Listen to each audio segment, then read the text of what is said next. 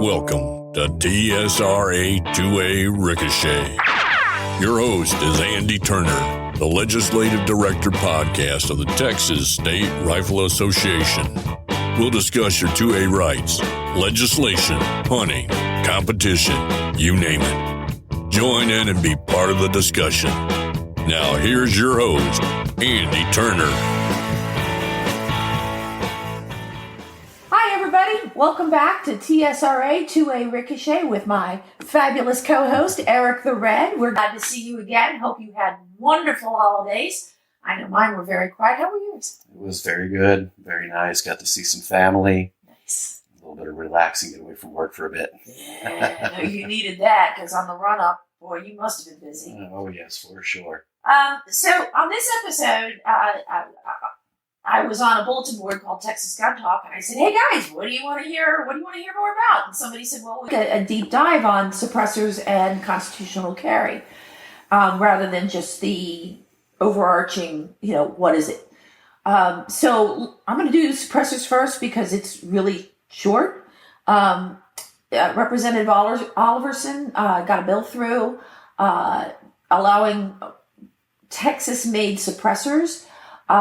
However, the bill stipulates that you must go to the Attorney General and say, "Hey, I want to make a Texas-made suppressor. I want to use only parts manufactured in Texas, and the suppressor may not leave Texas." And then they will go out and seek a declaratory judgment. And then that judgment has been received, then ostensibly you would be able to begin doing this. This is a little bit different than the Kansas law where they basically said, okay, we're going to take, I believe you call it a can, and stamp it and say made in Kansas. And, that was the crux of the bill. There were some details, but so this bill is very specific. The only thing that you can use that wasn't made in Texas is like a screw that's in common use. They could use in a chair or a computer or something like that. Other than that, everything has to be made here. So where we're at is you're not getting a Texas suppressor for next Christmas. Sorry, guys. I think it would be great. I would love it. I would love that. ATF has already sent a letter. I believe they sent that out in August to all the FFLs that said, you are to have no part of this or we're coming for your license. I mean, it's nicely said, but that's the message. So I know that Representative Oliverson had a couple of people who were like, "Oh, pick me!" Very interested in this. So that procedure has started. But please keep in mind, if you didn't read my article in the magazine on this, the judicial system moves at a glacial pace, and anybody that's even had to go to traffic court knows that you don't get the ticket and go to court in 2 weeks. It's generally a lot longer than that. So that's the bottom line with suppressors. When there is more to report, of course, I will be reporting on it. I will also send out an email there are actually people that don't watch the show. So I'll send out an email about it too. And that's pretty much all I know about where we're at with suppressors. I've not heard anything else other than just wait it out and let somebody else do the court battles first. Okay. Yep. And that would be my advice too. Because I believe that even Representative Oliverson might have known, I believe that he might have had an attorney who said, yeah, I'll represent these guys if they want to go through the process. So that it didn't cost them all the money. Right. I'm not 1,000% sure on that, but I'm pretty sure that's what I heard. So that's suppressors. If there's more you want to know about it, don't forget to email me. You can email me. You can Facebook me. There's 1,000 ways to get a hold of me. So please, by all means. The next part of our show is about permitless carry and the deep dive. The single best, I sat down at the end of session and I was going to write up, here's what you need to know about permitless carry. And Texas Law Shield, I work closely with them during session. Fabulous people. Said, oh, by the way, here you go. And they have this document, and I love it because it's written by lawyers. Because if I write it, I have to be careful that I'm not giving legal advice because I am not a lawyer. So it was great. It's really a great, it's really a great thing. So, by the way, if you want your own copy of it, email me, andyturner@tsra.com. But anyway, so I thought we'd go over this a little bit. First of all, and you've heard me say this before, the permitless carry, fought like a dog for it. We all believed in it. Anything that gets a law-abiding citizen out of the business of having to ask the permission of the government to exercise their constitutional rights is something that should be fought for.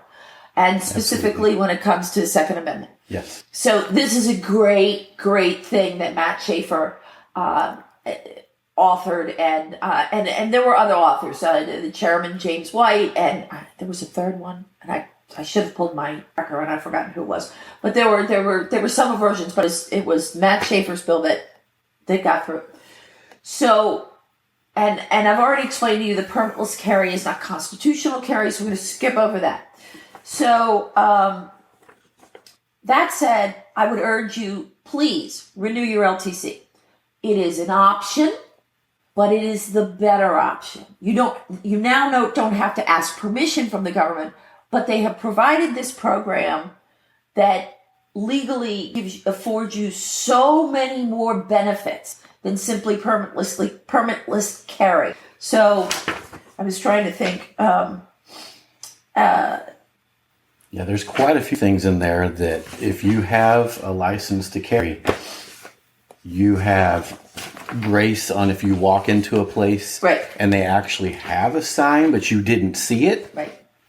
They will give you a little bit more grace on that. If you don't have your license to carry and you don't see it. You blow that sign, it's a $4,000 fine and I think it's a Class B misdemeanor. I keep forgetting. It was a chart. And some places it's a straight up felony.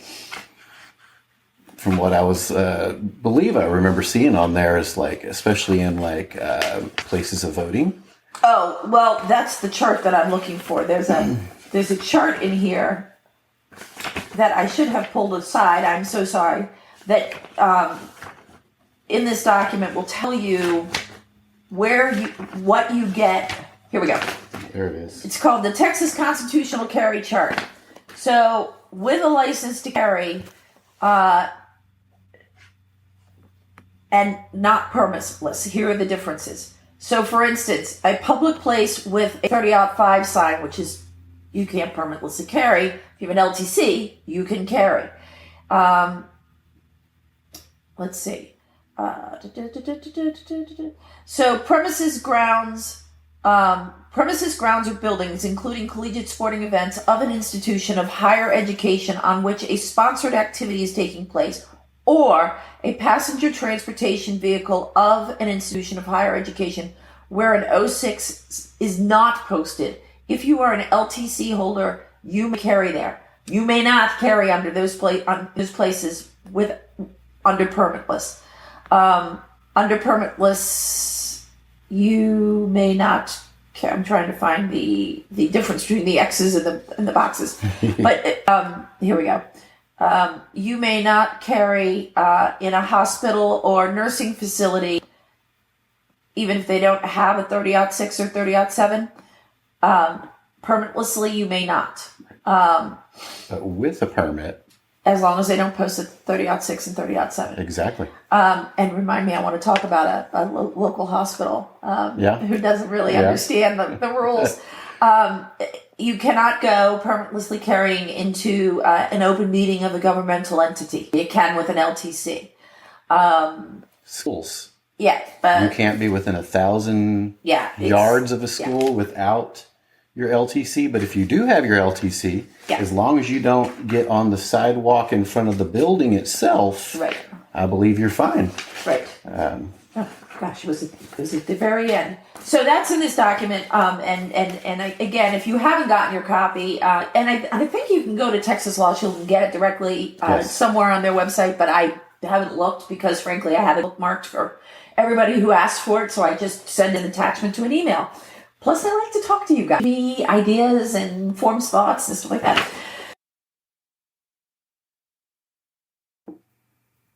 So anyway, there are a number of places that you cannot permitlessly carry. Some of them are similar as LTC, some of them are not. Schools, polling places, courts, racetracks, secured areas of airports, and I want to get into that in a little bit because I think it's an important thing to differentiate for LTC holders. Within 1,000 feet of a place of execution, 51% locations, which is bars. For those of you who are new and don't know, professional sporting events, correctional facilities, civil commitment facilities, hospitals or nursing homes, mental hospitals, amusement parks, or a room or rooms of an open meeting, which we talked about. And they do make a note here, a note for license holders. An amusement park and hospital is only prohibited if effective 3006 and 3007 signs are provided as applicable. Additionally, and this is only for license holders, additionally, a room or rooms of an open meeting of a governmental entity are no longer prohibited for a license holder. Pursuant to, I can give you the code, you guys don't care. However, an unlicensed individual carrying a handgun or long gun is strictly prohibited and risks being charged with a felony. That's probably what you were getting at. For carrying in the room of a meeting or of a governmental entity. This is really interesting to me. Our local hospital down by where you live. Okay. The ARC. The Catholic one. Okay. So I went there. I wasn't going to call them out by name. That's all right. So I went there to have a test done. I'm fine. But a routine test done. And I went in and signed up, went and had my thing. And on the way out, I had watched the armed security guard who stands at the front have a confrontation with a woman who was very unhappy about something. And she was losing her mind a little bit. And he was calm and cool and collected. And he did a great job. He really genuinely handled this with grace and diplomacy and the whole 9 yards. So I stopped after it was all over, and he'd gone to talk to somebody outside. So I was waiting for him because I feel for these guys. Whether you're a security guard or law enforcement officer, and I understand there is a vast difference. But if you are an armed guard or you are a law enforcement officer, stuff happens. And I think when you see something good happen, you should say something, right? Yeah. If I have something nice to say about you, if I like your shoes, and it strikes me, I'm going to say, because I feel like people don't do that enough. Exactly. So I waited for him to finish his conversation, and I said, listen, and as I was, before I get into what I said to him, as I was standing on the curb, I noticed in the windows, in giant white letters, is the language for 30-06 and the language for 30-07, and then down below is the language for 4603. 4603. And I was like, well, somebody was carrying into the hospital and they took him to court over it. Yeah, they'd probably prevail, but I don't think they get to throw the book at them the way they normally would because they're not comporting with the sign required for 30-06 and a 30-07. Also, and this is something I need to check on, I believe 4603 only applies to publicly owned hospitals, which this particular hospital is not. Okay. So, and I need to check on that. And so, I spoke to the guard and I said, listen, nobody's going to tell you this. But I watched the whole thing from beginning to end. You were calm, you were cool, you were collected. She was out of her mind and wanted her way. And God bless you. Thank you for keeping your cool, right? I just wanted you to know. And he was like, oh, you saw the whole thing? And I was like, absolutely. He goes, so if anybody has any questions, I said, here's my card, have them call me. I saw the whole thing. And then we got to talking and I said, you guys have a problem. And it's the same at the same hospital in Smithville, the way these signs are laid out. I choose not to carry into a hospital, but let's say I would, sprain my ankle or whatever, and I'd be carrying, then I would have no choice. But these signs, I would have blown through them. I would never have known because they're not the way they're supposed to be. It's supposed to be on two different colors, right? Like a background color, and then and the font is supposed to be this, and it's supposed to be this size sign, and it's all spelled out. The 30-06, the 30-07 for LTC holders those are the only signs that we have to look at. That's it for us. 51%. Right. Well, yes, 51%. Or if you are going to a publicly owned, a state-owned hospital. Yeah. Right. So, and I said, the average one of my friends, my community that would be coming in here wouldn't stop to read this because it's not what they're looking for. It's kind of like if I put a red octagon up here and no words on it, you would know exactly what that was. Yeah. Right? It's a stop sign. You've seen it so many times. Yeah. And as LTC holders, we are looking for that. Anyway, I just... So we have the new 4603 sign. Well, I'm not sure if that's new. Is it? I'm not sure if it's new. I thought that came along with the constitutional carry. I'll have to look that up. So I will defer to you. And then, of course, we have all your regular gunbuster signs. Right, and that's the other thing. So word came across to me that a certain... I won't even give them a name because I won't give them the name ID on this. But a certain anti-gun group known for their female membership was going around certain urban areas telling business owners that if they put up a gunbuster sign, the gun with the circle and the slash through it, or just a no guns allowed, that would cover them for all guns. Yeah. That only covers you for permitless. If you are an LTC holder, you get to walk right on by.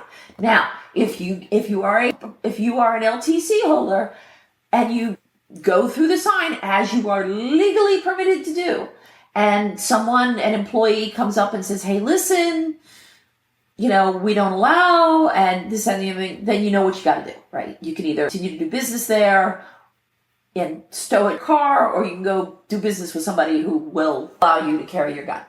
I personally prefer to carry concealed carry, and then none of that matters because they're not going to know I'm carrying.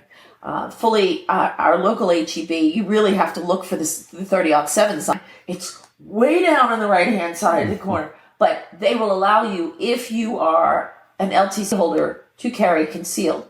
And I believe, based on stories I heard out of the Capitol, that's that way at most of their stores.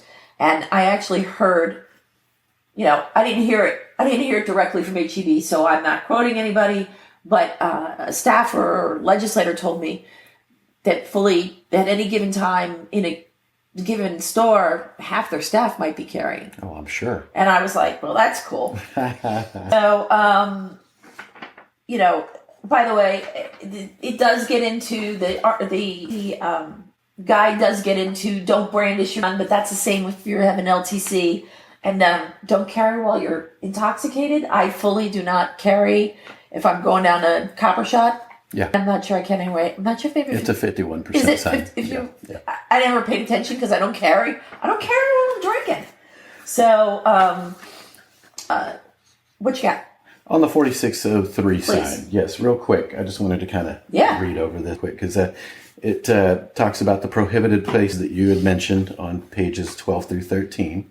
They now have the option to provide a new form of notice that the location is prohibited under Texas Penal Code, and that would be the 4603 sign. Okay. This notice can be provided by a sign meeting the legal requirements, that it is posted prominently at the entrance to these premises, and if effective notice is given by this 4603 sign, then any person who carries a firearm, even accidentally, into that location will not have the benefit of the newly created defense to prosecution intended to guard against mistakes. So say that in English. So basically, if you walk into any of these places that are prohibited and they have that 4603 sign, if you don't see it, it doesn't matter. You have a license or not. You don't have any legal defense for not looking and seeing that sign. But they have to post. They have to post it for that. If it's not up, then you do a little bit of a legal safeguard there. So they get into, can the police stop and disarm me because I'm carrying? Sure they can. There's 3 types they go over. There's the voluntary encounter. Police officer walks up to you. Hey, how you doing? How's your day? Whatever. Be polite. You don't have to show them ID. You don't have to. I would. That's a voluntary I would whip out my LTC because then they'd be like, oh, okay, well, But I personally don't choose to open carry again. But, I'm not afraid to talk to the cops. Right. Now, that said, if we get into temporary detention or arrest, I'm shutting my mouth. I just read this article this morning over coffee about one of the ways that they question people, and they'll say, so we know you stole jewelry from, Smith Jewelers. Maybe you didn't realize just how much that stuff cost, and that it would be a problem or something like that. And they're not looking to sympathize with you, right? They're looking to get you to admit that you stole the stuff. So my advice to everybody, and I again, all the respect in the world, but law officers have a job to do. They do. My advice is, the minute you are arrested, shut up. You want to give them your LTC or your driver's license? Yes, I believe that you are expected to hand that to them. Other than that, wait for an attorney, because they're very good, and they should be. Thank God, they should be very good at their job. But if you are arrested, call a lawyer. And Texas Law Shield has lawyers for you. They have a program. Armed Citizen has a program. There are a number of places out there where you can get basically lawyer insurance. I don't know how else to explain that. Yeah. I'm sure Richard Hayes would bonk me over the head. He's the guy I deal with at Texas Law Shield. Anyway, but if they're just coming up to chat with you, hey, how's it going? They're just looking to make sure probably that you're not a whack job. So don't be a whack job. And they do get into reciprocity. If you've got an LTC, you are fully legal to carry at the time this was written, Alabama, Colorado, Delaware, Florida, Georgia, Indiana, Iowa, Louisiana, Michigan, Nebraska, Nevada, New Mexico, North Carolina, North Dakota, Ohio, Pennsylvania, South Carolina, Tennessee, Virginia, Wisconsin, and Wyoming. It's a lot of states. You may not say I'm a Texas resident, so I can permitlessly carry. Most of you know that. Felt that maybe somebody didn't, so I should say that. And they have a whole section on why you should get your LTC. First of all, it does make buying a firearm much easier because you give them your LTC, and it's a whole lot easier to fill out the form. I don't even think you have to go through the NICS system that way. No, that you fill out part of the form, sign it, and then they put it. They stow it in case there's a problem, and then the ATF needs that form. This and the other. Instead of that 3 days, you're looking at probably 30 minutes, and you got your firearm. Yeah. Well, actually, in Texas, you go through the NICS system, and it's faster. LTC holder entitled to more notice at some prohibited locations, hospitals, nursing facilities, amusement parks, continue to be statutorily prohibited places for a person carrying a handgun under permitless carry. But to enforce this prohibition against license holders, they have to post. So if they're not posting and you've got an LTC, have a nice time. Yeah. Private property owners may not allow constitutional carry, or it's not constitutional, it's permitless carry. But if you're a license holder and they put a gun buster sign up, again, have a nice time. But if they ask you to go, don't be that guy or that girl. Just take your business elsewhere. Also, this was something that was interesting, and I did know it, but I forgot about it when I was prepping for the show. When you're traveling by air, a license holder retains their ability to avoid arrest in the event they inadvertently leave their handgun in their carry-on baggage, as long as they promptly depart the security area when notified that they are in possession. The unlicensed individual who leaves a handgun in their carry-on bag is given no such quarter and may find yourself charged with a felony. So, yes, you can carry. They have some FAQs, which I think you guys pretty much know. But one of them was, "Can I carry while wearing a mask?" Of course you can. We've had no such issues. So that's the deep dive. If you are over the age of 21, you are not a felon. You have not been convicted of any kind of disorderly conduct with a gun, with disorderly conduct, domestic abuse, any of that kind of stuff. Yes, you may carry permitlessly, but you better know where you can carry, because with an LTC, you can go a lot of places. The LTC stands for something. They've done the background check. You renew it on the regular. It's the better option. But, for some people, and this was the argument that I had with a couple people, the debate that I had with a couple people. Some people, I know a young woman who is thoroughly trained and was gifted a gun by her father years and years ago, but she does not have the money. She's a single mom. She doesn't have the money or the time, because she's got kids, to go through the LTC process. So for her, this permitless carry is a really good thing. Now, there's places she can't go, but I'm just trying to make sure my computer is still going. So there's places she can't go, but she's well aware of where they are. So for her, this is ideal. She's got a very specific set of circumstances. So if you're thinking of not renewing your LTC, and you want my opinion, renew the LTC. I would highly recommend it. It's a much safer, legally safer way for you to go. And since you've already been through the whole rigmarole of getting it in the first place, renewing it, you've had yours for a while, right? Yeah, I just got through renewing mine. It's super easy. Okay. You just fill out the form, send in the money, you're good.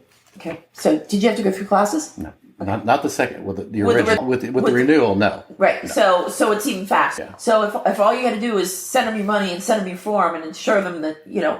And I got and you have to do Identigo, right? You still... Not again. Oh, you don't? No, that's only the first time. After the first time, your renewal is super simple. Send it in. About 2 or 3 weeks later, had my license. That's really interesting. I had a member call up and tell me that DPS required him to go, for his renewal, to go get his fingerprints done again. Who knows? I don't know. I didn't have to. He's an 80-something-year-old man, so I'm not real worried about him being a felon. One other thing I thought I would bring up real quick, because I've actually been asked this by people, and they said, well, is permitless carry in Texas, the constitutional carry Texas law, does it cover only conceal or open? It's both. Both. Right. Under permitless carry, you may carry in a holster. Yes. And it doesn't any longer have to be on a shoulder harness or a belt. That's I forgot whose bill that was, but that was a separate bill. But I'm not sure that that's permitless. For an LTC holder, you may choose your holster. I'm not sure that bill says for permitless. Yeah, because I would have to look it up again, but permitless didn't pass. These bills went together, so he would not have, and I'd like to say it was Cole Hefner, but I'm not sure. But that bill did not pass predicated on permitless carry. Right. So this would be for if you're an LTC holder, you can if you want to carry on your ankle, go ahead. Drop leg holster. Right. If that's what you want to do. And in your car, LTC gives you can carry the ability to just set it on your seat if you need to. Yep. Or the magnet clip. Still has to be in a holster. We're going to have in a couple of weeks we're going to have my LTC instructor here, and he's going to talk about why he doesn't like those magnetic holsters. There's a whole theory about that. So we'll let Carl deal with that. But yes, if you are an LTC holder, that is another get. You can pick how you would like to carry, as opposed to permitless, where it's not spoken to. So anyway, that's all I got here. That's all I've got. Okay. If you have more questions, I'm happy to. I'd like to do a mailbag. Eventually, start a mailbag where you guys send in comments and questions and stuff, and I can share those, because if you write it in, I guarantee 5 other people have the same question. And sometimes I talk a little fast, and maybe you missed it, or I forgot. So, anyway, thank you for tuning in, watching, listening, however you are getting this information. We are always happy to have you. And we will see you next week. Thanks so much. You've been listening to TSRA-2A Ricochet with your host, Andy Turner, the Legislative Director Podcast of the Texas State Rifle Association. And until next time, you can find out more at TSRA-PAC.com and TSRA.com.